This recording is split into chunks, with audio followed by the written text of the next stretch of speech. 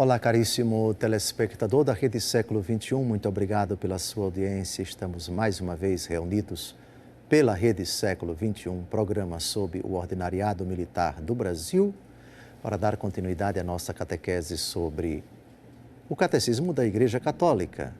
Estamos tratando da lei natural, uma das manifestações da lei divina que tem muitas manifestações, a lei eterna, a lei natural de que estamos tratando, a lei antiga, antiga aliança, a lei evangélica, Novo Testamento, as leis civis, as leis eclesiásticas, são todas manifestações da lei divina. Deus que dispõe normas de comportamento para o homem, para que ele viva e viva dignamente e, mais do que isso, para que ele se salve.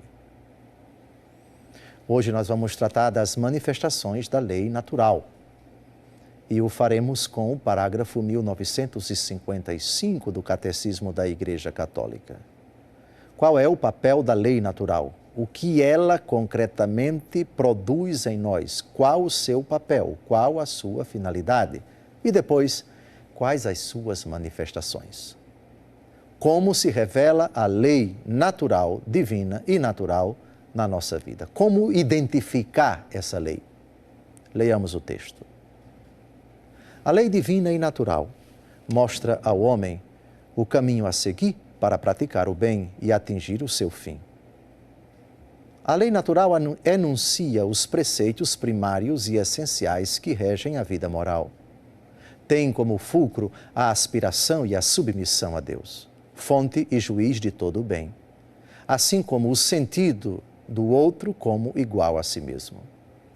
Quanto aos seus preceitos principais, está expressa no Decálogo. Esta lei é chamada natural não em relação à natureza dos seres irracionais, mas porque a razão que a promulga é própria da natureza humana. Ou seja, mesmo que não conheçamos os 10 mandamentos da lei de Deus, que traduzem alguns dos seus indicativos, alguns dos seus parâmetros, por exemplo, dizer sempre a verdade, não mentir, Deus colocou isso na natureza de todo ser humano. Respeitar o pai, respeitar a mãe como superiores, Deus colocou isso na natureza de todo ser humano. Qualquer criança, mesmo que não saiba ler, mesmo que nunca tenha lido a Bíblia, sabe que deve respeitar os pais porque são seus superiores. Outro exemplo, fulano se aproxima de um abismo. Ele sabe que se der mais alguns passos, ele cai e morre. Se ele não dá alguns passos, é porque ele tem uma certa concepção do risco que significa dar alguns passos. E sabe que aquilo pode prejudicá-lo e não o faz.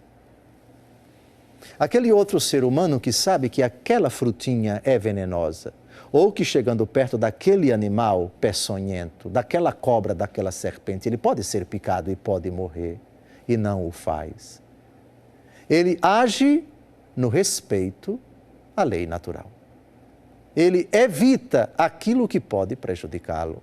Essa é uma manifestação. Essa lei, portanto, está promulgada por Deus e está incutida na própria natureza humana. Em síntese, a razão compreende, ainda que aqui, ali ou acolá, de forma não muito clara, em outros lugares, em outras circunstâncias, de forma bem clara.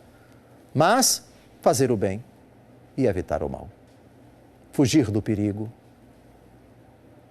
Ser verdadeiro, ser justo, ser honesto.